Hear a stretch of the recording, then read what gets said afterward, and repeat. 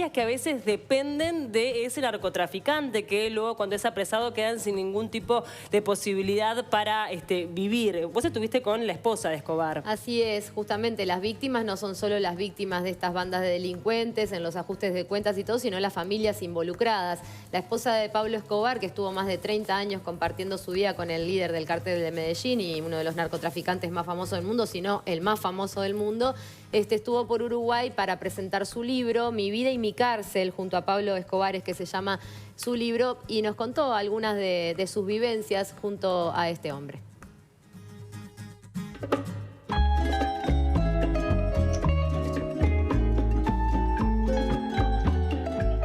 Pasaron más de 3 décadas de mi vida en silencio y realmente sentía que estaba muerta en vida. Imaginé que el miedo no me iba a dejar dar este paso y en algún momento de mi vida decidí que el miedo no se va y que con miedo y todo yo podía contar esta historia. Tú conociste a Pablo Escobar con 13 años. ¿Cómo fue? ¿Cómo que lo conociste? ¿Qué te deslumbró de él? Pablo era el hijo del celador del barrio La Paz de Envigado, donde nosotros vivíamos. Era un chico que le gustaba mucho la comunidad, tenía mucha empatía, lo queríamos mucho en el barrio y me deslumbró eso, su amabilidad y su compromiso social. Yo tenía 13 años y él tenía 11 años más que yo, tenía 24 años. Fue como el antes y el después en el año 1984. Después de la muerte del ministro Lara Bonilla, que se empieza a tejer una historia alrededor de él. O sea, tú considerabas que tenías un marido empresario al que le iba bien y por eso el bienestar económico que tenías, pero ni imaginabas este imperio y esta actividad delictiva que llevaba adelante Escobar. Ni la imaginaba, ni nunca la imaginé, ni estuve ahí, ni él me participaba, ni me comentaba como esa cultura tan machista en la que viví. Los hombres son autónomos en sus trabajos y en sus decisiones y viven muy por fuera de la casa. Entonces tampoco tenés ningún acceso posible. ¿Cómo era él en el trato contigo? Él en el trato conmigo era un hombre muy especial, muy cariñoso, muy romántico. Nunca alzaba la voz. O sea que él nunca expresó la violencia que fue capaz de ejercer hacia la afuera para dentro de la casa. No, no la expresaba desde ese lugar. Yo viví mucha violencia de género con todas sus infidelidades y también con su violencia porque recaía sobre nosotros como familia las consecuencias y por esa razón fuimos perseguidos y tuvimos tantos atentados de muerte.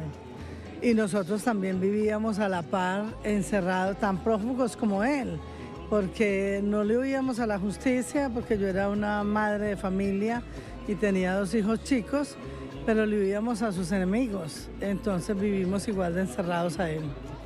Cuando Pablo muere, yo me sentí, sentí la muerte muy cerca mía y de mis hijos, porque sabía que nosotros éramos el blanco y que seguíamos nosotros. ¿Qué permitió que sobrevivieran? ¿Tuvieron protección del Estado colombiano en esos años? Sí, yo viví con el Estado colombiano 5 meses antes de morirse Pablo y 1 año después, hasta que salimos del país. ¿Ustedes se quedaron con recursos económicos para encarar esta nueva vida? No, nosotros no nos quedamos con recursos económicos porque justamente los enemigos, el propósito de los enemigos era que esta familia no tuviera un peso para que ellos no corrieran ningún riesgo, dado que yo tenía un hijo varón. Fuera a desarrollar las mismas actividades que su padre. Exactamente. Entonces ese fue el compromiso y bueno, no es una historia, o sea, con eso no se charla. Cuando ellos dicen eso tiene que pasar, o pasa o te cuesta la vida. Así que si estamos vivos fue porque pasó.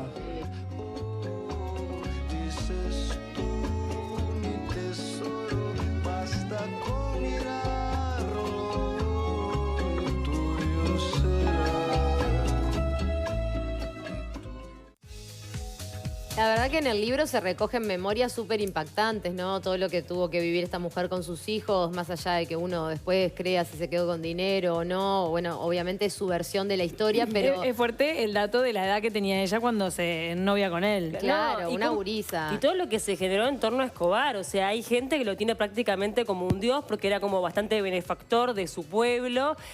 A mí me sorprende muchísimo cuando veo de repente a jóvenes con remeras y la cara de Escobar tipo ídolo y fue un asesino. O sea, Ni mató a hablar. miles de personas inocentes. Pero por otro lado, uno dice, bueno, tenían todo el dinero que tenían, un imperio impresionante, pero cuando, por ejemplo, uno de los sicarios de Pablo Escobar mata al ministro de Justicia en Colombia, Lara Bonilla, la familia de Escobar tiene que irse por la selva, ella embarazada de 8 meses, con una nena de 7. No, claro. Realmente momentos de la vida que como mujer de un narcotraficante de esta talla tuvo que enfrentar. Y luego en el 93, cuando muere Pablo Escobar, ella, el único país que le da residencia es Mozambique, a donde se tiene que ir con sus hijos con otro nombre, otra identidad. Digo, son vivencias muy fuertes, la verdad que está bien interesante el libro como para hacerse uno la idea, en este caso, de lo que sufre la familia de un narcotraficante de esa talla y bueno, también hacerse en el imaginario lo que puede ser familia de otros narcotraficantes, otros delincuentes que si bien no llegan a ese estatus mundial, también tienen una vida que están lidiando con la vida y la Y muerte que es todo el muy tiempo. difícil jugar desde afuera, porque andás a Obviamente. saber cómo era la relación, qué tipo de presiones o amenazas tenía ella, nunca se sabe. Ni hablar. Y si les parece, ahora nos vamos con Pipe